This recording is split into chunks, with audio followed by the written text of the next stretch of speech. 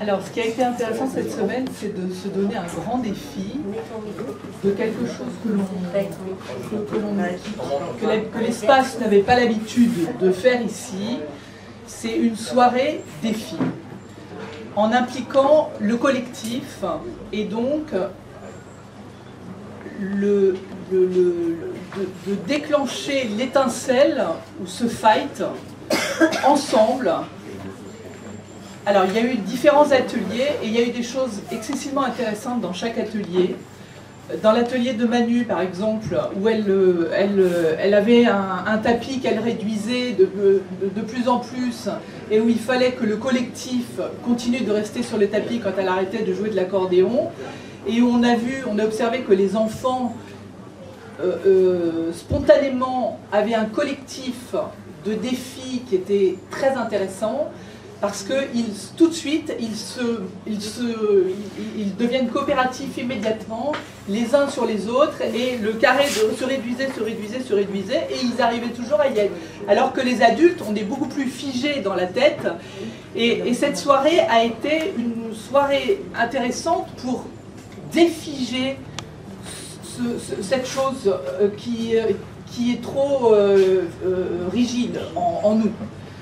Donc les ateliers ont été à la fois avec Gilberte, des ateliers sur le collectif, avec des jeux coopératifs, où il y avait la responsabilité, il y avait un plateau à un moment donné, où, avec des objets sur le plateau, et tout un groupe autour du plateau, et chacun avait la responsabilité et le défi de ne pas déséquilibrer le plateau, et en même temps, de passer la main à son voisin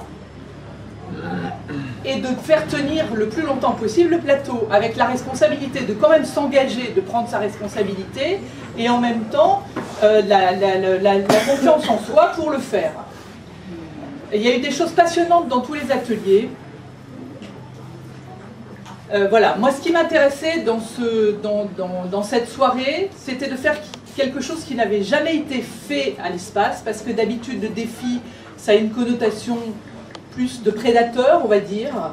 On l'a vu par exemple avec les enfants dans la prairie, où il y avait par exemple un défi de passer le gué avec des plots. Il fallait que le groupe emmène une échelle et se débrouille pour emmener l'échelle. Au départ, il n'y avait aucune consigne. C'était le bazar. C'était le bazar. C'était toujours la faute de l'autre. C'était mais non, mais tu fais pas ça, mais c'est ci, fais ça, et ça devenait presque dangereux. Et en fait, quand on a dit aux enfants ou au groupe qui était là, vous êtes ensemble, vous avez le droit de parler, vous avez le droit de communiquer, vous avez le droit de vous organiser, ben là, ils ont commencé à construire quelque chose ensemble et à passer le gué ensemble et à transporter l'échelle de l'autre côté de la rive. Voilà, moi ce qui m'a intéressé, je voudrais vous raconter un petit rêve que j'ai fait juste en début de semaine, parce que j'avais la responsabilité de coordonner cette soirée sur les défis. C'est que j'ai amené un hamac ici, je fais la sieste tous les midis. Et j'étais dans mon hamac, et mon hamac se balançait. C'était donc le dimanche soir que j'ai fait la nuit du dimanche au lundi. Et mon hamac se balançait, et à un moment donné, il est resté suspendu en haut. C'était vraiment en lien avec ce que j'étais en train de vivre pour cette soirée défi. J'avais mis en œuvre, et je souhaitais mettre en œuvre avec toute ma sincérité, cette soirée en engageant le plus de monde possible dans ce défi, et je ne savais pas ce qui allait advenir de ça. Donc je suis restée en suspens et je me suis engagée après pour quelque chose, mais je ne savais pas quoi.